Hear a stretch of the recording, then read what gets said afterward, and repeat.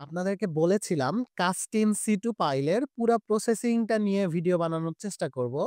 তো পাইলের ভিডিও শুরু করার পূর্বেই সাধারণ মানুষ এবং টেকনিক্যাল যারা এই কাজটা করে নাই, স্পেশালি রোটারি ড্রিলিং রিগ দিয়ে পাইল করাটা যারা করে নাই, তাদের সবার একটা কিউরিসিটি আছে, আমার নিজেরও ছিল, যে এই রোটারি ড্রিলিং রিগ কেমনে মাটির এত নিচে গভীর খনন করে।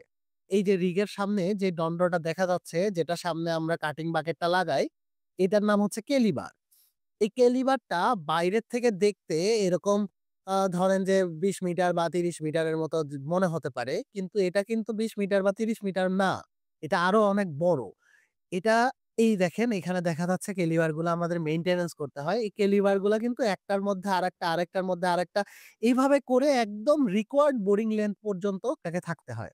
যদিও কেলিবারটা একটা হাই স্ট্রেংথ ওয়্যার রোপের মাধ্যমে কানেক্টেড থাকে রিগের সাথে, তা কিন্তু এই যে এরকম পার্ট একটার মধ্যে আরেকটা ঢুকানো থাকে। এই কেলিবার গুলাকে আমাদের মেইনটেন্যান্স করতে হয়। কারণ যখন বোরিং এর সময় বাকেট থেকে কাদা ফেলে দিতে হয়, তখন কিন্তু এগুলা টুইস্টিং করে। এই যে হিউজ একটা ফোর্স এ টুইস্টিং করার জন্য এই পাশের ওয়েল্ডিং গুলা নষ্ট হয়ে যায়। এগুলাকে কিন্তু আমাদের একটা নির্দিষ্ট সময় পর বারবার ওয়েল্ডিং করতে হয়। এই ওয়েল্ডিং গুলা অবশ্যই মিনিমাম 7018 ওয়েল্ডিং রড দিয়ে করতে হবে। ভিডিওতে রোটারি ড্রিলিং রিগ যে পাইলটা বোরিং করছে, সেই পাইলের লেন্থ ৬২ মিটার। অর্থাৎ প্রায় ২০৩ ফিটের কাছাকাছি।